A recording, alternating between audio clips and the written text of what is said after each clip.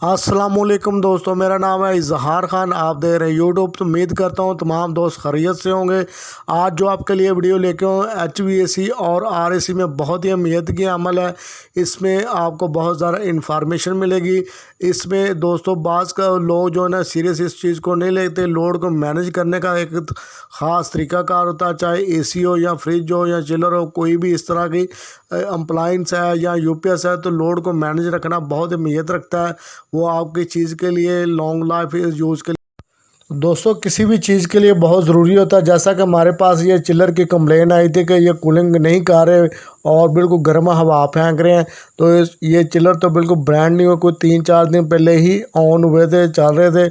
लेकिन इसकी मेन वजह तो वो यही थी, सामने नज़र आई। बिल्कुल आपको खोलने का मकसद ये है दिखाने का। आप देख सकते हैं कि कोई भी चीज़ इसकी पुरानी नहीं ना आई, कोई चीज़ वर्क नहीं कर रही। तो तमाम चीज़ें वर्क कर रही हैं, वर्किंग कंडीशन में है, ना कोई गैस का प्रॉब्लम है। तो मेन वजह इसमें जो प्रॉब्लम सामने आई वो ये थी कि लोड को मैनेज नहीं सही तरीके से किया गया।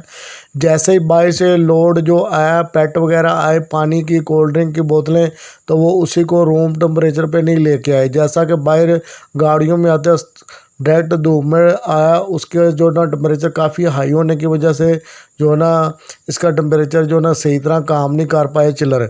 तो मेन रीज़न जो इसकी यही थी। जैसा कि आपको दिखाने का, वीडियो बनाने का मकसद यही है कि आप घर में या किसी भी शॉप पे कमर्शियल काम करते हैं तो लोड को हमेशा मैनेज करके रखेंगे, तो उस पर आपको इस तरह की कोई भी प्रॉब्लम नहीं आएगी। घर में अगर फ्रिज यूज़ कर रही हैं लेडीज़ माएँ बहनें, तो वो भी ये देख लें तरीक़ाकार को लोड को मैनेज करके रखें। सालन वगैरह, दूध जो भी फ्रीज़र में रखना है, तो ये आप सामने देख सकते हैं। इसका ओवरलोड होने की मेन वजह यही थी। जैसा कि आपने पहले चिलर पे देखा कि 17 सेंटीग्रेड पे टेम्परेचर था, इस पर आप देख सकते हैं 15 से 16 सेंटीग्रेड टेम्परेचर था।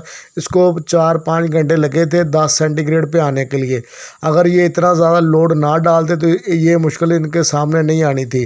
तो इस पे जो ना ये तो नहीं थे लोड बर्दाश्त के बाद का चीज़ें ख़राब भी हो जाती हैं, क्योंकि इतनी ज़्यादा गैस गर्म रिटर्न आने की वजह से भी ख़राब हो जाती हैं। तो दोस्तों उम्मीद करते हैं ये वीडियो आपको पसंद आएगी। पसंद आए तो लाइक ज़रूर करें, शेयर भी करें।